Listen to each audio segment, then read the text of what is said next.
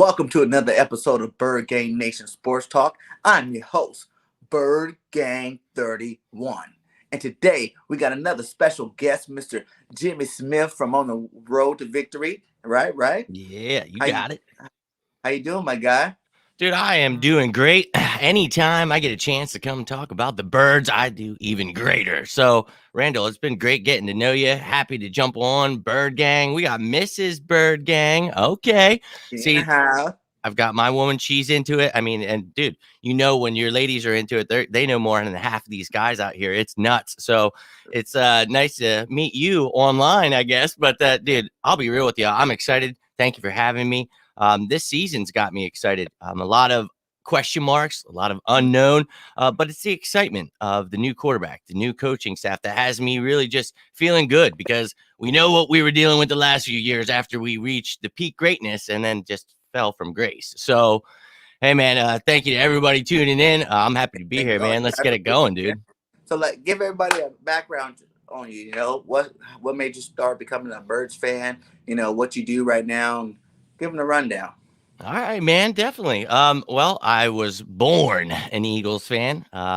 It's something 4 for 4, all Philly. I think that it's something when your family is into it. My whole family is from Philly. I was actually the only one born here. I live about 2.5 hours away from Philly now, but I lived there myself and then somehow moved back here. But regardless, we're trying to move back. Philly runs through my blood. I love the Eagles with all my heart and soul. It was something, my father, when we buried him, he was buried with his Reggie jersey. So that just gives you an idea of how much we really loved our Eagles. At his funeral, we had one last Eagles chant. We're nut jobs. So I love my birds, always have. I almost passed away a few years ago.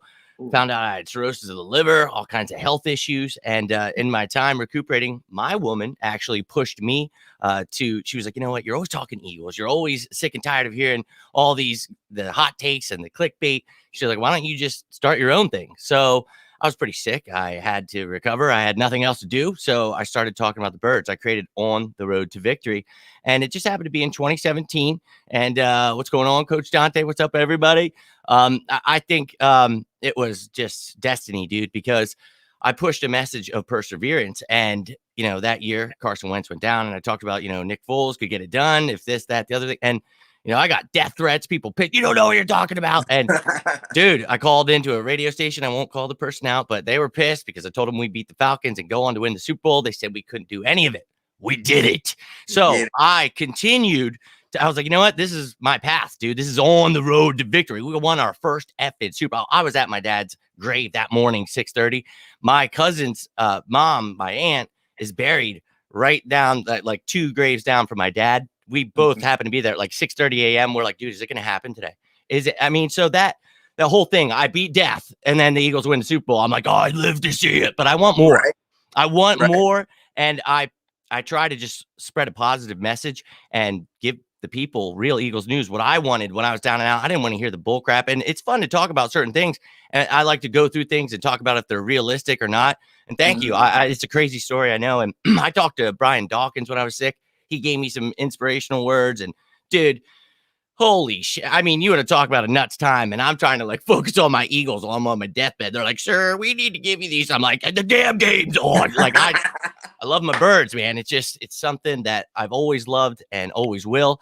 And it helped me. And people are like, are you crazy? It would, one day it will kill me. I'm sure it'll give me a heart attack, but it got me through. And it's something that when you're trying to escape everything going on in the world, dude, I love my birds. And that now I do this, man. I have my own show. I write for Fourth and John. My buddy Gail, I met him through, just spreading a positive message, what they're trying to do there, getting people like right here, right now, Randall, brotherly love, dude. We're just spreading that. And I can't wait to get back to the tailgates. Obviously, with my health, I wasn't able to do things. And now I'm getting healthier, trying to get my damn weight back, trying to just really, enjoy life. But the Eagles made it kind of hard last year. But dude, I roll every day. I have a show every single day. I talk about the Eagles, win, lose, or tie. I will bleed green until I die. So win, lose, or tie, I discuss it, and we talk about the good, the bad, the ugly. So it's my passion. And I hope to one day, actually work for the Eagles, show them what it's all about, and Fourth and John has given me an opportunity to do that. I nailed the last few draft picks, and some of them not living up to expectations so far. I'm still a fan, but Right. we'll get into that, man. But hey, once again, Randall, thank you for giving me a chance to tell my story. I appreciate that, dude. Thank you. That was awesome, man. Awesome. I feel the energy in you. Yeah. I'm excited, baby. I'm excited.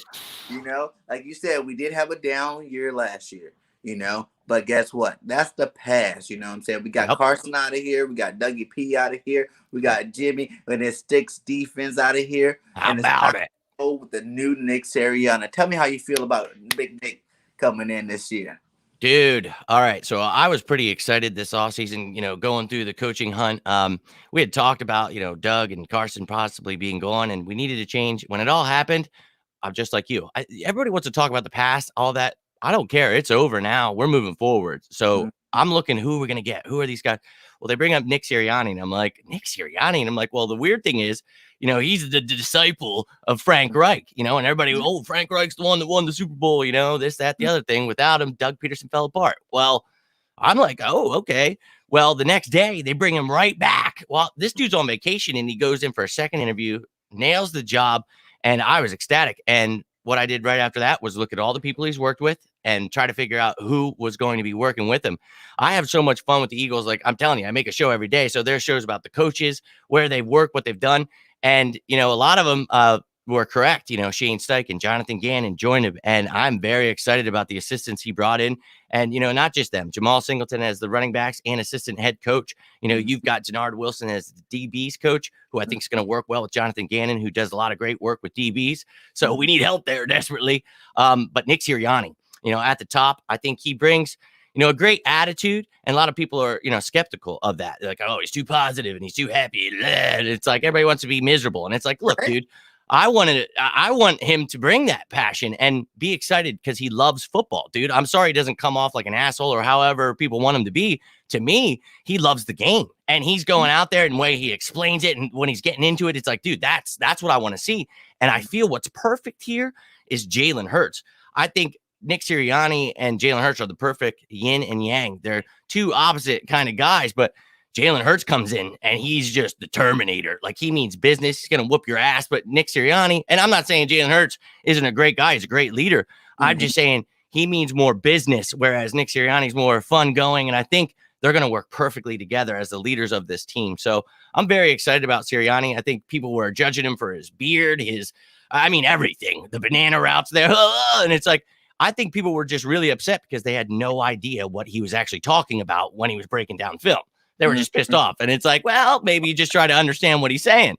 And I thought he brought some passion. But look, dude, let's be real. I have no idea what he's going to do. He has no idea what he's going to do. He's never been a head coach before, but neither was Doug Peterson. And everybody wanted to throw him to the wolves. Oh, he sucks. And Andy Reid even too.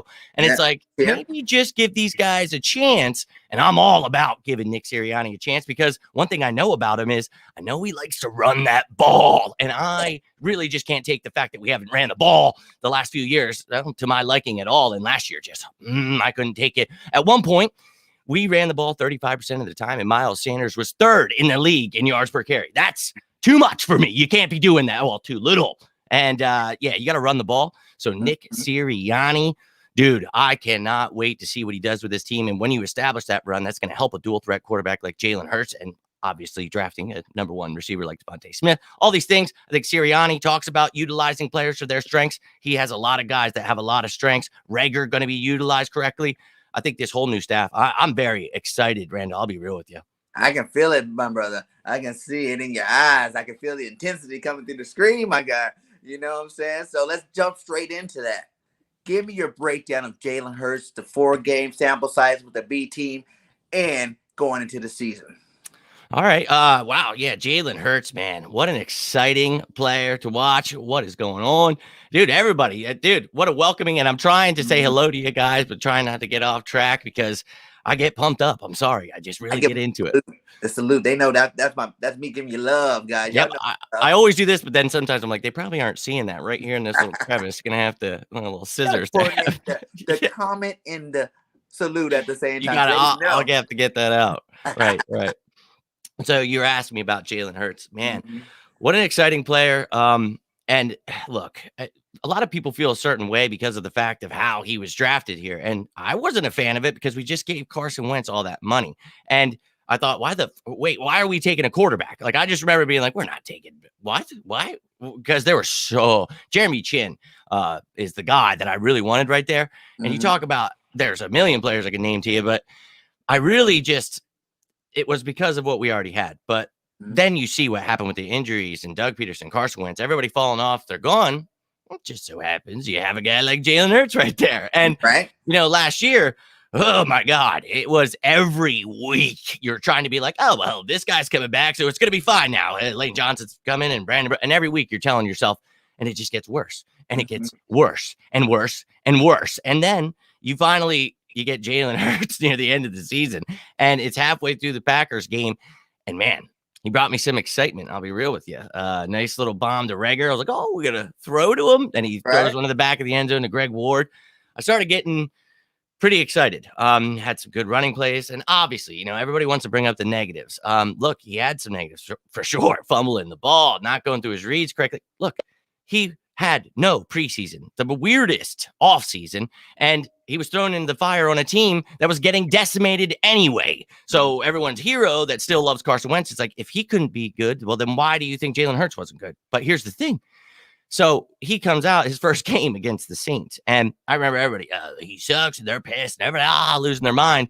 And I just remember saying to myself, I'm like, no, I'm going to go into this positive. So that week, I just put out a positive message, and I had my buddy Evan from 4th and John on, and he had an acronym for it, and he said NQE, new quarterback energy. And I was like, I love it. And I said, that's what I'm trying to feel. A lot of people are skeptical, but the new excitement, because we knew what we were getting every week, because we set the NFL record for starting offensive lines in a season at 13. And that, so it's like, might as well try something. He comes out against the Saints at the time, the number 1 pass rush, the defense. Oh, they're so good. Malcolm Jenkins. Yeah. Let me tell you something.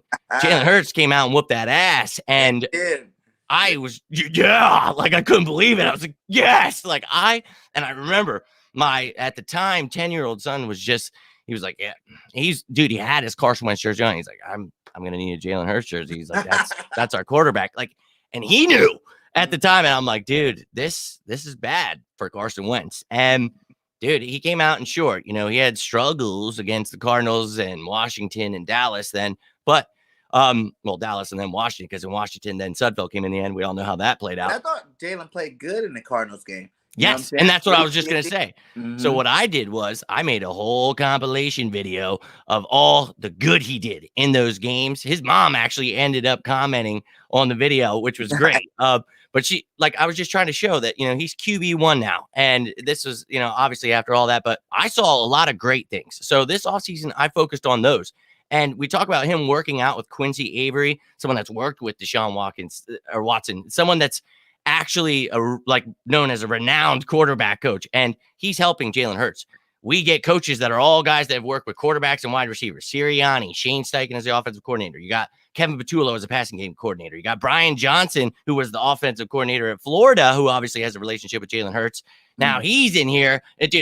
I love it. So I really think that we're building the future correctly. And I know there's a lot of talk of Deshaun Watson and certain things and this, that, the other thing. But I think this year, right now, you need to focus on what Jalen Hurts is, because if he's as good as I think he can be, then you get to use all those picks, all that draft capital that you have next year on, I don't know, maybe a linebacker, an outside corner, a safety.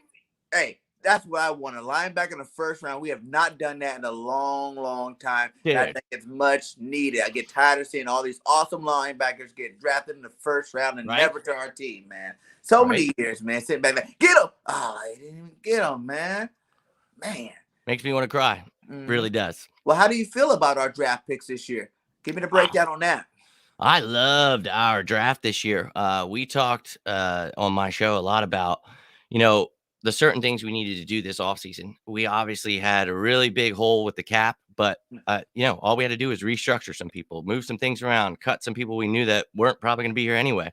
All those things happened. And when you look at it now, like a lot of people were freaking out at the time, but it's like, look how he did when it even comes to the free agents he got then, with Eric Wilson, with Anth Harris, all those guys before the draft, he made sure, and they're all under $2 million in cap hits. You got Joe Flacco. You got all these backups that we needed in certain areas. So we went into this draft kind of, knowing that we could build toward the future. There was no dire need to, we got to get this guy, that guy. It was best available. So we went out, dude. And I wrote an article in January about why Devontae Smith would be the perfect pick at number 6 for the Eagles. And obviously, we end up trading that pick going back to 12. And everybody's like, you mother.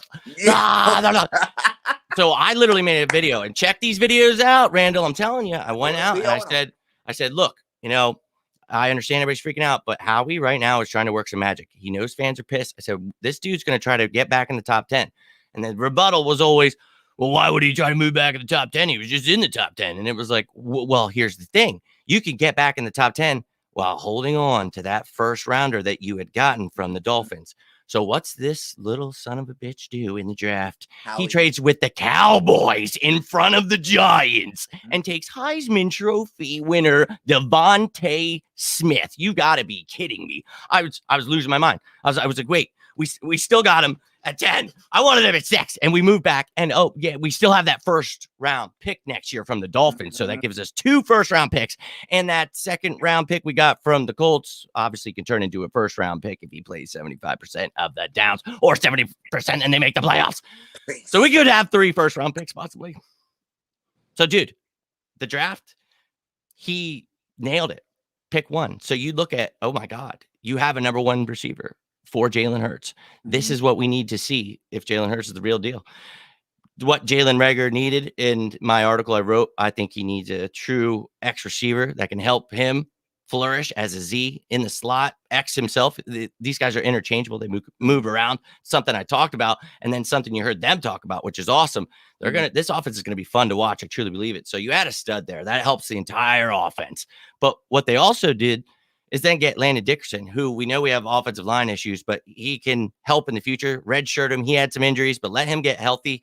Let this hopefully line stay healthy so we can. But then, oh my God, Milton Williams, a beast. Love that dude. Love the Zach McPherson pickup.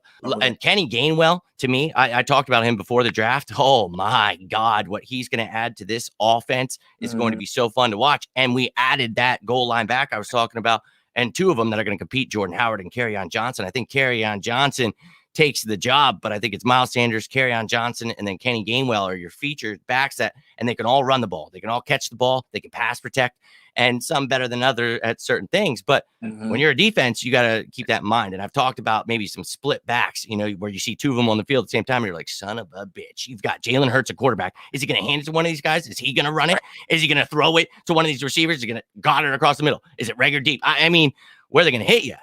And then Hurts can just roll it out and run. So it's like they can go anywhere. So I think the offense is great if people stay healthy. And then what do we do? 6 out of 9 of our picks were defensive picks. So we loaded up. You got Teron Jackson. I love it. Defensive end. Patrick Johnson. They list him as a linebacker, but kind of a stand-up rusher. So intrigued to see how he's used. Maybe Jannard Avery in the same kind of role. And even Derek Barnett, stand him up, have him rushing, because not so great with their hands in the dirt all the time.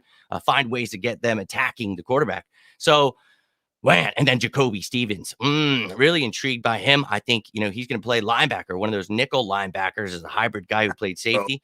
But I think him and Davian Taylor need to really step it up. And the hope is that they can be the nickel linebackers of the future that can actually cover people, because we love Singleton, TJ Edwards, Sean Bradley. These guys all stepped it up, and Eric Wilson, a good addition, but none of these guys are really the best in coverage. So we need those athletic guys to really step it up. So I thought the draft, and Marlon Tuipulotu, run stuffing defensive back. USC. Yeah, man. So, I mean, if I missed anybody, I'm sorry. I'm trying to remember all 9 of them, but I thought all around it was a damn good draft. And I was like, holy shit, wait, we had a really good offseason. And we were going into it like, oh, dear Lord, we're on fire, because we were in cap hell, right? So we got out of it. Great draft picks, and it's looking toward the future. You're like, people are like, why Milton Williams? Why Landon Dickerson? It's like, well, you'll realize in a couple of years why we got them, and because of certain things, but we need them. And You hope that Cox will restructure, but you've seen talk about trade. We're not going to trade him, but he would need to restructure here eventually because his cap hit is ridiculous. And look, he's getting older and his replacement's right behind him. So that means something, you know? So these guys got to step it up. I love it. Creating competition. Some people think we're the youngest in the league. We're right there in the middle. We're like 16th in average age. So I think this team, the right guy stuck around, restructured, and the draft was perfect to me, man. Nice, nice. I feel the same, man. I was thinking that is he taking everything out of my head? 'Cause those are my exact same freaking, takes from it, man. Gainwell, you know what I'm saying? I'm excited to see what they do with him. Can you match him going out of the backfield into the slot? Taking some of them little Texas routes over the middle, taking them to the house, man. You got Yep. Devontae the Slim Reaper out there doing big things. Rookie of the year, Devontae Smith. I'm claiming it. You know what Yep. I'm saying? It's going to be amazing. Like I said, how many other offenses got so much speed on the offensive side of the ball? You know what I'm saying? You look at Gainwell, you look at Sanders, you look at Hurts is fast for a quarterback. You got Goddard fast for a tight end. You got Smith, Rager, what was his name? Watkins. You know what I'm saying? Those guys are blazers. Quez Watkins is fast. I want to watch the tape on his offseason. He's been working on his route running, man. His footwork. I got a tape on all those guys. Yeah, there you go, man. Love it, Randall. I will be. I got a Hurts two-part Hurts video. One's just on his legs, and the other one's just on his arm. And then I got another one with Devontae Smith. You know what I'm saying? So yeah, you guys check those out if you haven't seen them in the video a lot. I will be. I haven't been posting too many videos lately, but I've been doing a lot of lives. But I'm definitely getting back on that video game as soon as the season picks back up here. But let's go to some battles, man. Let's go to the left tackle position. Everybody wants to know, Mailata deserves it. Is he the man? Well, right now, you said it. I don't know if it's more of a deserve than it is he earned, I really just think, does anyone know what medical condition the USC kid before the draft? I don't. Do you mean 2 or below 2? I think he's all right. I think I don't think there's any big concern. But anyways, yeah, I think that Jordan Mailata earned that job. When you saw him against the Steelers, the Ravens, some real tough matchups where you're just like, whoa, really? Really surprised all of us. Huge. So, and I think he's just, what a great surprise it is. I think I talked about this on another show where it's a great position to be in, obviously, because you have 2 good left tackles battling it out. But with Howie, a lot of people always feel like, oh, Howie makes, you have to keep this guy, Dillard, because he's the first round pick. Well, the thing is, Dillard put on that muscle last year, and I thought, he was really trying to get better, and I think he was, and he looked good in camp, and then he got hurt. Yeah. And, people can say what they want about him and be rough on his mental state. Well, look, all I heard about last year was him in the film room, him, being there, even though he didn't need to be, and doing things to get better in his mind. And then when his body was ready, doing all he could there. So I really think that Dillard's going to provide some competition there. Right now, I think it's Mailata's job to lose. He looked great. And if he keeps getting better, hell yeah. But this is quite the predicament because Dillard, he's really athletic. He's phenomenal, but he doesn't really move anywhere else. And Mailata kind of could, but it's like you don't want to. So one of them becomes trade bait this training camp. Maybe some of these names, people talk about, maybe one of these guys is gone. But for me, what I would personally do, I would hold on to both. You don't know if anyone's going to stay healthy. Let's find out who the real best line is here. We may see some things moving around. I know right now for me, it's Mailata, Sayamalu, Kelsey, Brooks, and Lane Johnson. So if they stay healthy, that's great. The young guys get to learn. But what do you do with Dillard? So maybe next year he finds some trade value, but it's just wild, man, that a first rounder is getting benched by a 7th round dude that just played rugby a few years ago. So, dude. I agree, man. I agree. And, some people are saying maybe it would be better for Dillard to win it just for the simple fact that Mailata can be a swing tackle. He can play both sides, you know what I'm saying, in case someone does get hurt. But I'm saying let him play, you know what I'm saying? If he's playing good at a high level, we can trade Dillard by the trading deadline, you know what I'm saying? Because I really do like what our young tackles and guards have did last year coming in when they were forced into action. Some of them sucked in the beginning. But by the end of that, by the end of the season, some of those guys really start playing some good ball. Toth plays some good ball. Driscoll plays some good ball. Herbert plays some good ball. And then we got our boy, Landon Dickerson, baby. Let him get healthy. But if he is healthy to play, I think he can push for some time if anybody does get hurt as well. For sure. I love what you said there. I'm a huge fan of Nate Erbig. When he was an undrafted kid, I talked about him a lot, and it's nice to see him after a few years finally getting his due. And he got thrown in the fire last year, Hmm. along with Jack Driscoll, who you mentioned. And I loved both him and Prince Tega Winogo. It Hmm. was crazy to watch Tega Winogo walk to Kansas City that year. But, I thought one of them was a good grab in Driscoll to hold on to. Hmm. Glad we didn't lose him. That was really stupid to lose a couple guys last year, and Casey Toohill too.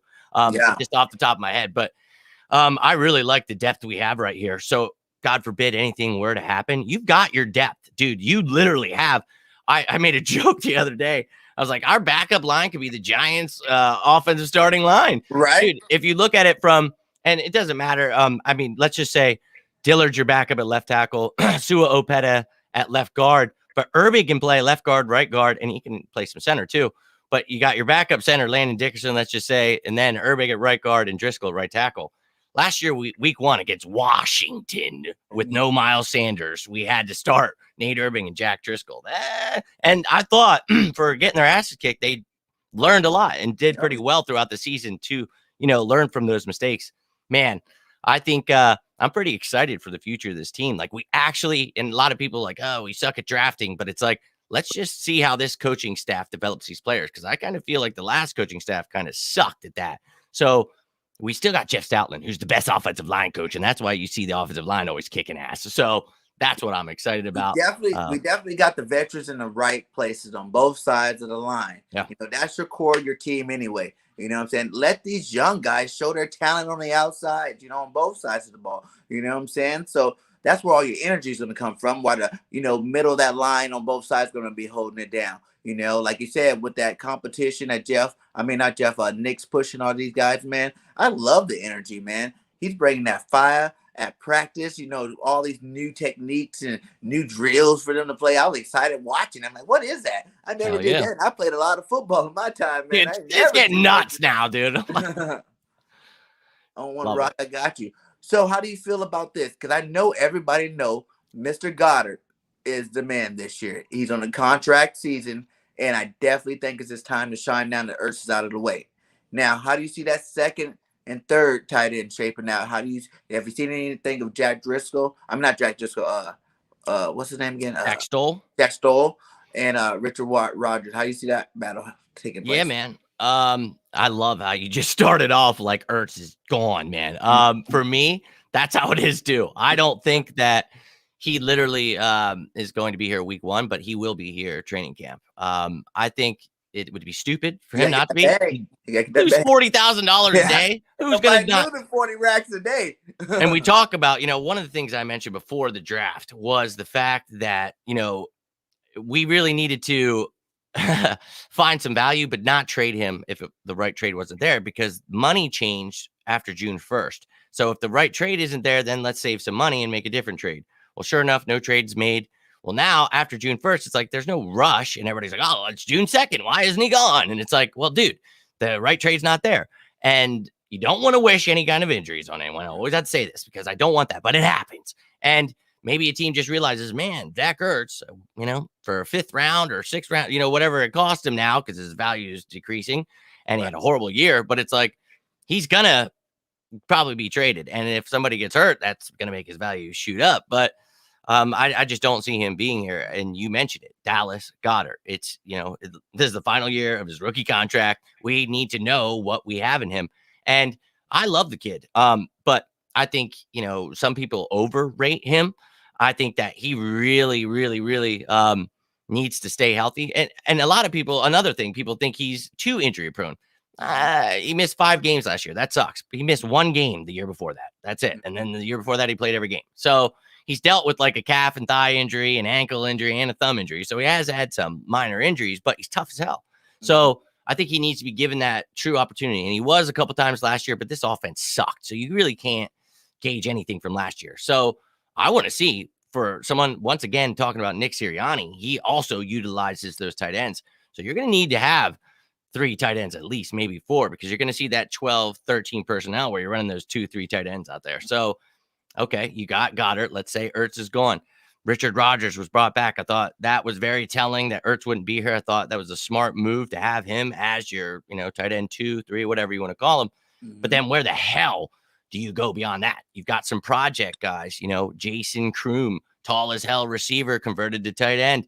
Then you've got also Tyreek Jackson, who's 6'7", who was a quarterback at the Buffalo University, and then went to the Buffalo Bills. And Mm-hmm. now he's here trying to be a tight end. You've got Caleb Wilson's there.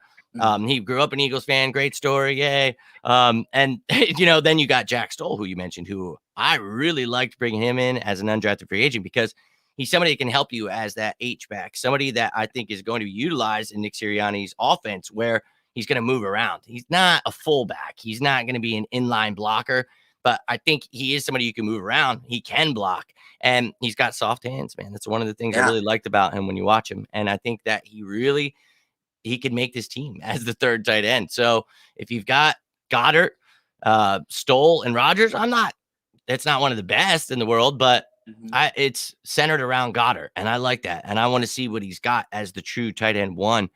So I think it's the right move to get Goddard, and then let's see what we got in those other tight ends. It's going to be interesting camp battle. And with our talent on offense, that second and third, we do use the 12 personnel, but at the same time, we won't be using that much anymore with the new coaching staff, I believe. We're going to let these receivers get out there and make them plays and use their talents and speeds that they do got.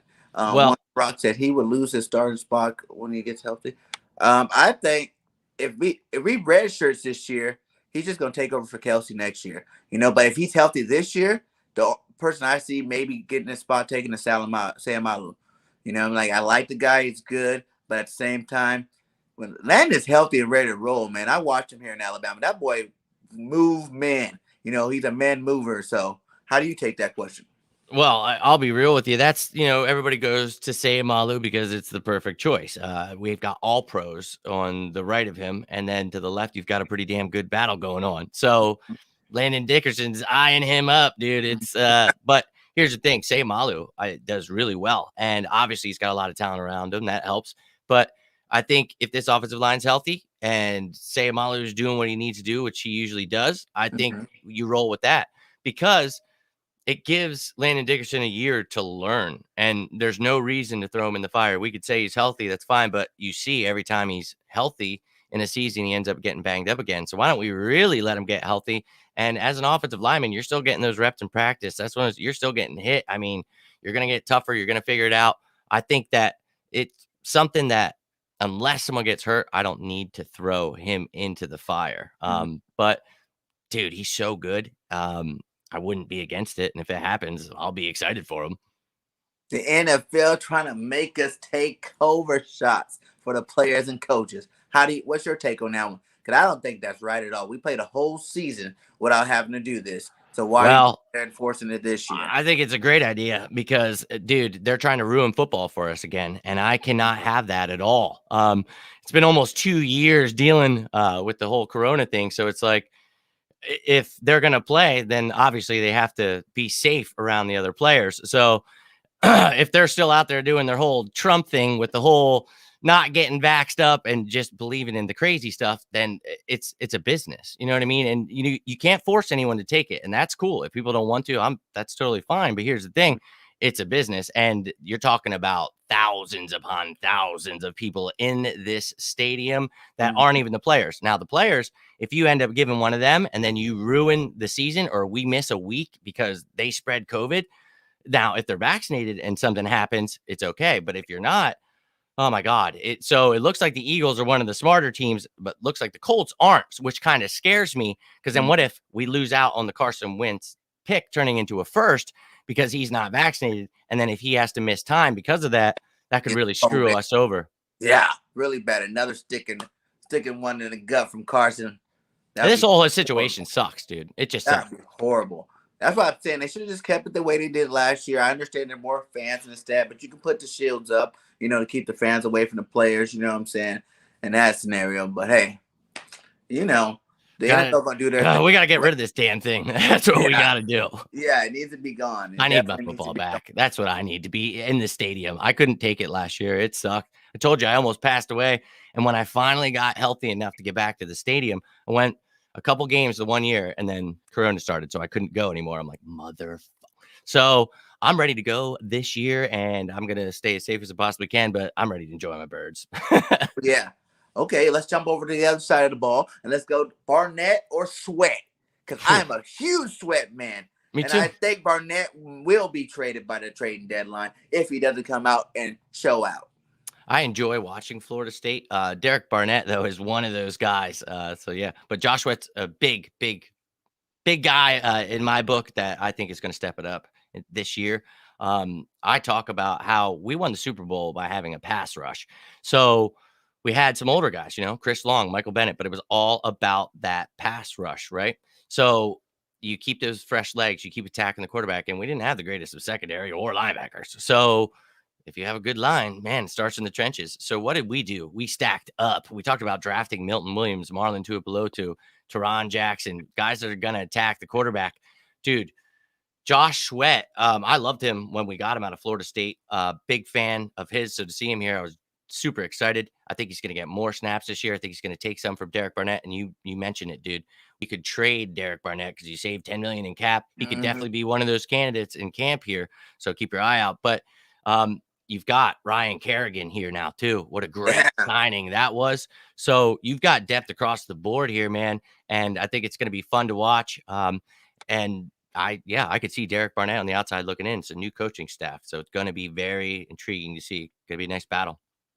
Yes, definitely. I agree, man. It's going to be definitely good to see Sweat. I think it took those first couple of years for him to truly get healthy. How we were saying with Landon, why don't you let him get the whole year? So not only is he healthy, but he's like completely healthy. It's one thing to feel healthy, run around, do normal Exactly. things, and things still be a little tender. But you're like, I'm good. I'm ready to go, coach. Everybody got that spirit when you're a football player. You ready to roll? Let's go, coach. Put me in the game. But if you let him sit the whole year, we'll be for sure that he's healthy, and he'd definitely be another type of level. So definitely looking forward to that happening.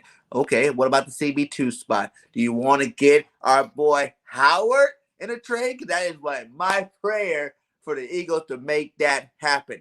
There's a lot of different routes we can do. Everybody's worried about the money.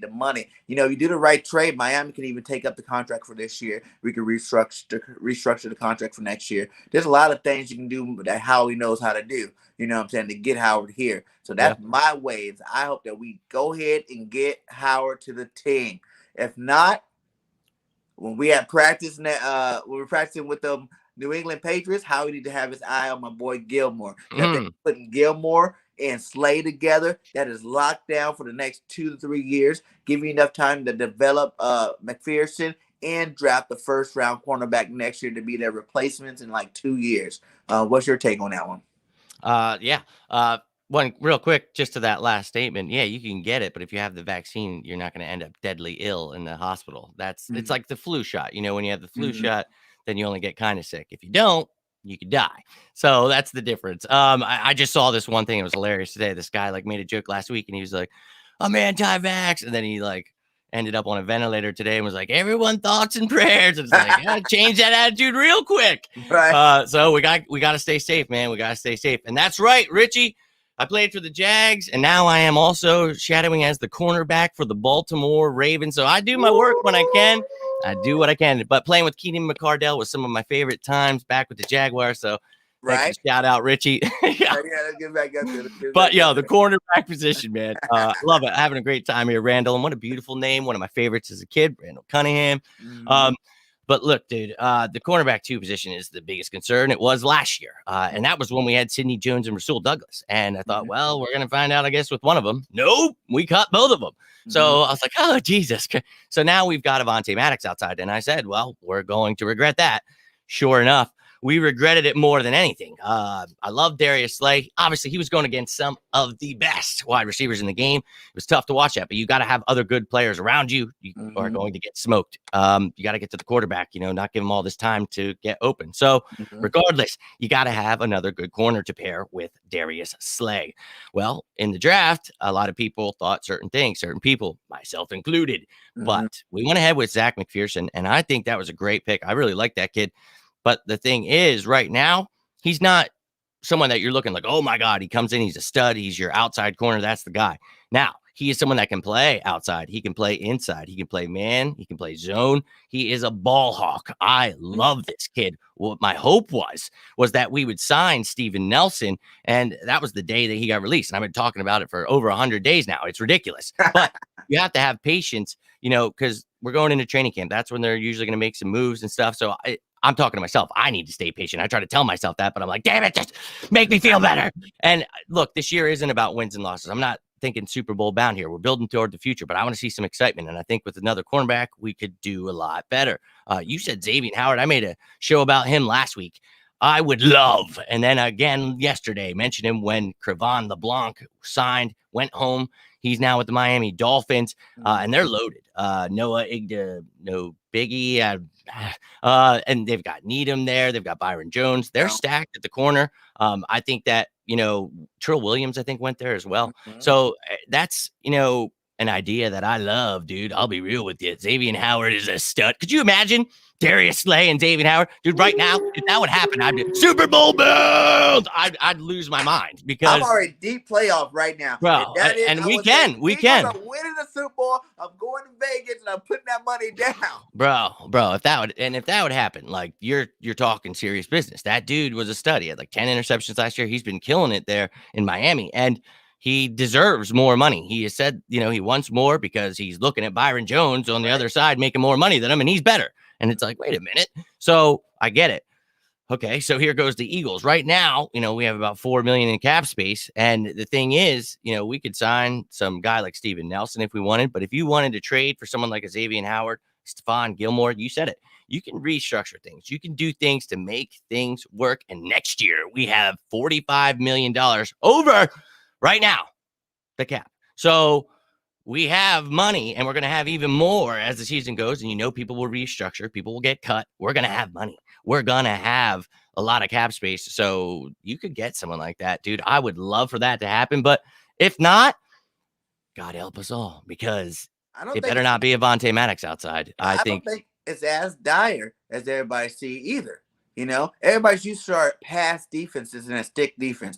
And that defense, yes. Our past coaches, look at Rasheed Douglas, or whatever, Rasul Douglas. Yeah, Rasul, yeah. You know what I'm saying? Look at Jones. When they were here, they were garbage. And they go somewhere else. It was the coaching. They were developing players. They're just putting them in a defense. This is the defense you need to play. With JG, he said he molds defenses around players. So who knows? You always get some first-round talents that a fourth-round does better than, in the league every year. So who can say that Zach can't come in and be, maybe not a Pro Bowler, but a quality starter in the league with a new defense? He'll have rollover help. We got better safety play coming this year with Harris being back there with McLeod, plus Kayvon's ready to show out this year. You know what I'm saying? So people got to stop looking at the past with the Eagles. I'm telling you, that offense is going to be different. That defense is going to be different. Well, the defense is going to be massively different, dude. And we got better pass rushers too this year. So, man, better linebacker core this year. So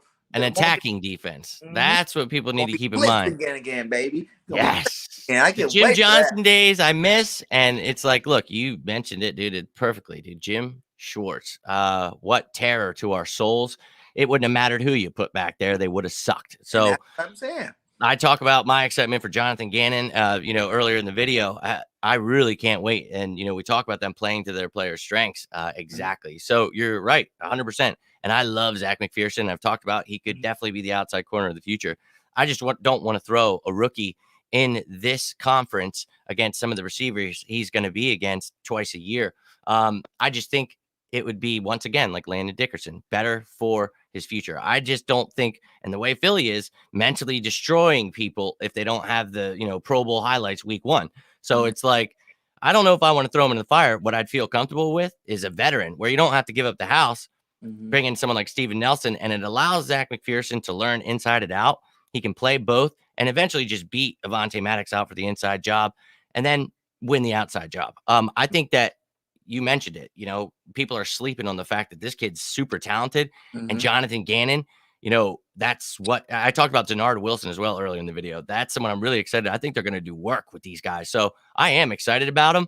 But I think if you really want to be a contender, you add another corner, a Xavier Howard, a Steven Nelson, somebody to help out. But beyond that, where the scare is is if something happens, because sure, we could get by with McPherson and everything, but it's like you've got 37 effing nickel cornerbacks. You know what I mean? You got Nate Meters, Josiah Scott, dude, all little guys that are, it's That's why I don't intriguing. really want Nelson. He's a good player, but he's not great like Howard. But he's more of a slot player for me. I think he's a very good slot DB. No, he's never played the slot.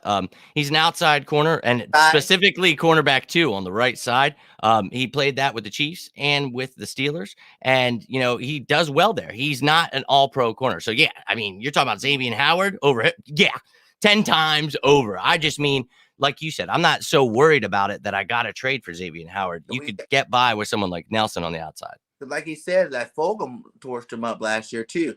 You know what I'm saying? Yep. The bigger corners can do that to a Nelson type guy. Yo, did you see Fulgham against Jimmy Smith, the one we mentioned earlier, Marcus Peters, and Marlon Humphrey of the Ravens last year? Yo, Fulgham for that 4-week stretch was better than any wide receiver. So I can't blame any corner for that. They got smoked. And I do remember him picking off Carson Wentz twice in that game too. So yeah. I think Steven Nelson actually did pretty well in that game. I remember pretty correctly.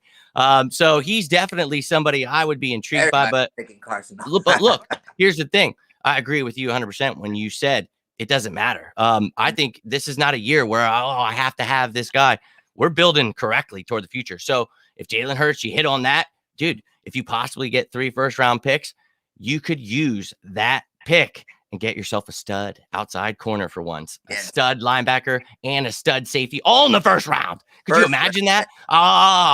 Dude. Imagine if McPherson turns out. Well, he will. I think he will. I'm just saying, imagine you need someone for the future because Slay isn't going to be here forever. I'm just saying get another one because then you have McPherson, another guy, and Slay. This is predominantly a nickel league, so you're using 3 guys. I would like to see another one next year. Build this thing the right way. Oh, yeah, man. Oh, yeah. That's great stuff right there. And if not, I say we double dip at corner. Use 1-2 of those picks to get up against Stingley if he plays the way we think he's going to play this year, and then go ahead and get Elam while you're in the first round anyway, and double dip at that corner spot. And now you're for sure guaranteed. Because I'm used to the days that Bobby Taylor, Troy Vincent, and then Lito and Sheldon right after that. We were spoiled, dude. Sante Samuels, Eric Allen, man. We had some baller cornerbacks in here. Mark McMillan and Eric Allen. How about it? Yeah, man. We had some great guys back there, man. We definitely need to get back to that, man.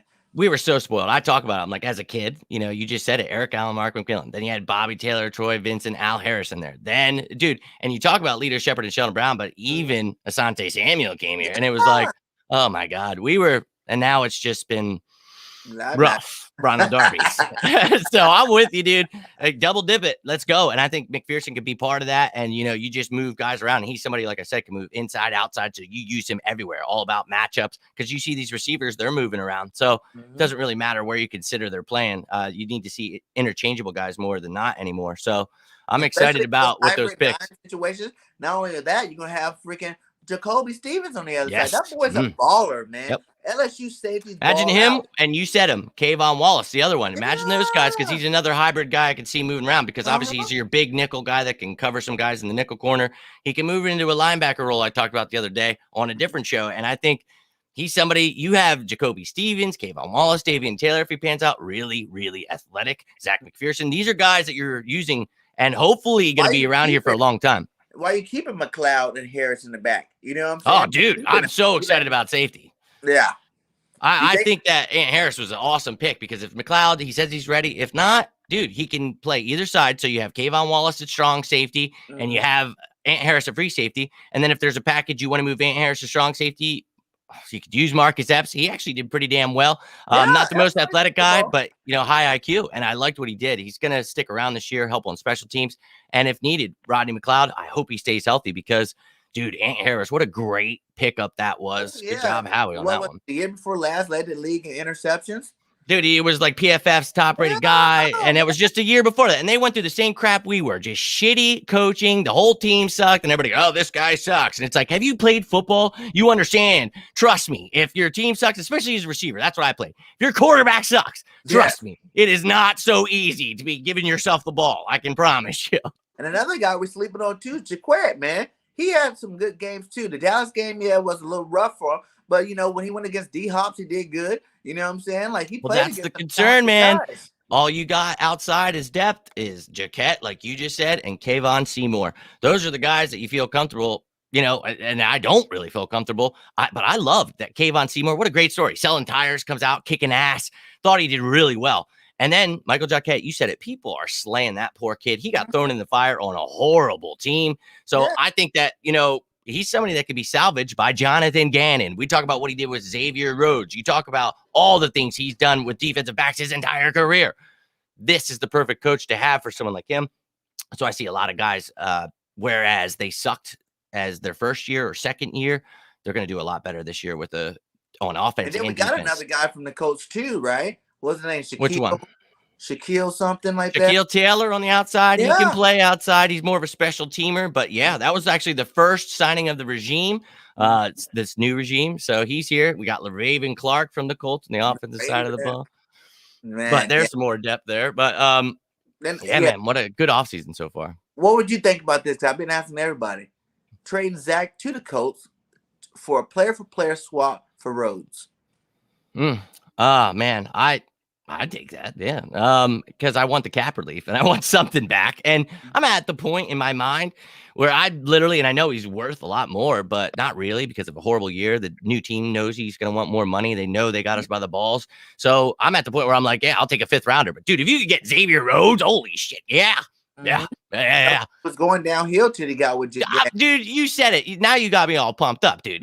You're talking about the corners I grew up loving, dude. And that's what I need back in my life. So it's a position I love. So all right. Well, let's roll with this.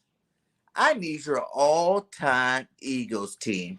We're gonna go 2 quarterbacks, 3 running backs, 4 receivers, 2 tight ends, and a starting line for offense. Oh man. That's pretty intense, dude. Okay. Well, I grew up Randall. I told you that's my guy. And then probably McNabb, dude. I grew up there as a teenager, loving me some McNabb. So that's definitely those 2. I love Jaws too, but I was just a baby. Like I said, it was Randall was taking the helm when I was growing up. So I was lucky to get to watch him and Reggie, and so definitely those guys. Running backs, I gotta put Westbrook on there. I love Westbrook, McCoy. Those are the 2 top dudes. And Miles Sanders to me could definitely be one of those guys. And I think with this new coaching staff, we're definitely going to use him. But if not, he hasn't really proved himself. So you got to go with Wilbert Montgomery, somebody that, my dad never stopped talking about. And it was somebody I had to watch highlights all the time. And I fell in love. And it's like that 31, it's disrespectful. Other people are wearing it. So I'll toss him up there, man. Everybody got to represent the number 31, baby. Hell yeah. You got Jalen Mills out there. Right. Then Nickel Ruby Coleman had it last year. It's like, oh, God. He was horrible. All right. So the 2 tight ends. Who your 2 starting tight ends? Dude. I grew up loving Chad Lewis. I think that's my guy. That was, man. He's not the greatest. Somebody would go back and look at his stats, like, what's he talking about? But I'm talking about things I've actually seen and remember. Keith Jackson was somebody that I think you have to put up there. So probably those 2. But obviously, Zach Ertz would probably be ahead of Chad Lewis. But when you're just talking about personal thing, and I love Zach Ertz. And I love Zach Ertz, man. We can name a lot of players. That's what I love about it, because it's your list. You know what I'm saying? You put. I know you got me on the spot here. I'm like, oh shit. So I'm like, let me think my favorites. You know what I'm saying? That's your team. That's your team. Because all of them work. You know, you said Zach down hurt. If you said Selleck down work, you know what I'm saying? If you said Jackson, all those guys will work. But this is your team. So we go with Chad Lewis and Jackson. Yep. All right. And then for a line to block for these guys. 4 receivers. We still. Oh, okay. 4. Ooh, okay. Definitely going with Terrell Owens. I think that, and he was, and people I know feel a certain way about him, but there was something. Ruben Frank wrote an article today talking about like 20,000 fans showing up. I was there when that training camp when he was signed here, traded, and that was crazy. Blocking the Ravens trade, and I remember as a kid losing my mind. One of the greatest receivers is coming to our team. We were donning the black that year, dude. We were just badass. Dude breaks his leg. I mean, the memories there, that's enough for me to love that guy forever. Yeah. Deshaun Jackson, I have an hilarious story. One day I'll tell you about that. Just how much I wanted him in that draft. We got him. Grew to be one of my favorites. Jeremy Maclin is another one that I think, will go down in history as one of my favorites. And then this is going to be a weird one because I didn't really watch this guy, but this is my pop's favorite growing up. And I just always loved the heart he had. But Tommy McDonald is somebody that I always grew up admiring because my pop always loved the fact, he's too small. And my pop actually worked for Pepsi or Coca-Cola, one of them, but whatever the one that was going to the stadium, the Eagles. So he got to meet a lot of the players, and he always talked about Tommy McDonald. And he actually read my article on Devontae Smith, and he's like, oh, he's giving me those vibes, people are doubting him because of his size, and so that's always somebody I love. But dude, I would throw in Devontae Smith in the next few years when I talk to you. Yeah. I can't wait to get that Smith jersey. I still haven't ordered. Right? I don't know why, but give me one too. That's for sure. And then now we're going to the big boys up front. Only getting one of them makes it a lot harder because there's a lot of great offensive linemen. How about it? Trey Thomas is easy for me on the left tackle. The other side is John Runyon. But, dude, Lane Johnson is one of my favorites too. Brandon Brooks has easily become one of my favorites on the right guard spot, dude. I don't know. Sean Andrews is another guy I really love at guard. Who am I thinking of? Todd Harriman's. He played inside at guard and tackle. I need to throw him in there at guard. So I named a few guards there. Sorry. And then center. It's a no-brainer for me, man. When I'm sitting at the Super Bowl parade and I'm watching this dude in a mummer's outfit, you got to be kidding me. But beyond that, my dude and friend that we actually got to chat about certain things in life, I really appreciate Jamal Jackson. So that's another dude I got to throw out there. He's my man. So shout out to Jamal Jackson. Fraley was good too with Donnie Harris. Oh, hell yeah. Hank. Oh, bro. Hell yeah. I mean, we could go, dude. I love doing that. I love it. Over defensive line. Give me some defensive line, man. Who's your starting four? God, Reggie White is, of course, the guy that goes down. Javon Curse, I think, steps out. That's another one that was only a couple 1 year, 2 year wonder, but that helped us get the team, baby. He got 2004. That him on defense and Terrell Owens on offense was really a game changer. And dude, I'm a diehard Eagles fan. I grew up my whole life watching these guys, and I'm telling you, they made the biggest impact where I could sit here and be like, that's who I think of when I'm looking at the top. But Brandon Graham's going to go down as one of my favorites of all time. I think he's got to be on that top list. On the inside, oh, dude, I think Corey Simon was always one of my favorites growing up. He's gonna be on the show tomorrow. Yeah, show tomorrow. Yeah, Jerome Brown's got to be in there. Then be awesome. Yep. I'm so excited for that. My man. Yes. Love it, Randall. Go get it, brother. Just I got another player too. I can't say his name till he give me the date. I know. You never verify till it happens because I made that. I got another one coming too. Happy for you, dude. That's awesome to hear, man. But yeah, Jerome Brown, you have to throw in there too. Such a tragic story. I think, obviously we all know that team would have been Super Bowl bound. But it is what it is. But yeah, we've had some pretty awesome linemen. Your three linebackers. Jeremiah Trotter, the X-Man. One time, my brother, when I was a little kid, we went to a practice. My brother yelled at him. He's like, X-Man. And he had already been done signing autographs. He came all the way back because my brother was wearing his jersey. And he signed my brother's jersey. And I remember shaking his hand. And, dude, it was just like a tiny little midget hand. Like, that man was bigger than I thought he was. Like, you see him on TV, but his arms TV was did not do them justice at all. See these guys in real life, they are so much bigger. Yeah. And he's one of my favorites of all time. But that jersey still hangs up in my brother's house. What a great day that was. So but his play did the talking, you know what I mean? Didn't like him on the Redskins, but it is what it is. Clyde Simmons, I think is somebody you got to throw in there. And why can't I think of it? Barnett. Is that who I'm thinking of? Barnett. Oh my God. 58 for Clyde Simmons. Joyner. Jesus. I was just going to say, I was like, why am I'm a little bit of a drifter these days. So don't mind me. Good. That's what we're here to have. I can't remember what I did yesterday, but I'll tell you what, some days I'll be talking about certain stats or something so weird. People are like, how the fuck do you remember that? And I'm like, hey, I'll be real with you. I don't even remember what I ate this morning, so don't be too impressed. I'm telling you, I'm going brain dead, but it still spurts out stats sometimes. Love it, though. If we're going secondary, though. Yeah. Three This won't. corners, I two won't be safeties. hard to remember. This will just be hard to pick. Three corners, two safeties. Oh man. Okay, this is tough, but oh my god, I really love Troy Vincent. I got to go to an Eagles camp when I was a kid, and they taught, this class on just like the differences of the cover twos, cover threes, all that stuff. And it was awesome getting to meet him and talk with him. And so I always admired him, but we all love those guys, Bobby Taylor, Al Harris. That was awesome. And I love Bobby too, man. I love Bobby, but let me take just one of those guys. I got to just do that because if I'm just taking Troy, I really loved me some Lito Shepherd. Ooh, And Lito. dude, get this. So last year, I invited Lito Shepherd to the tailgate, the 4th and John tailgate, and I just threw it out there because he was supposed to be like the honorary captain or something. I'm like, yo, you should roll up, dude. We're gonna be having a good time. And he was like, you know what? I might do that. I'm like, yo. I'm like, he answered me.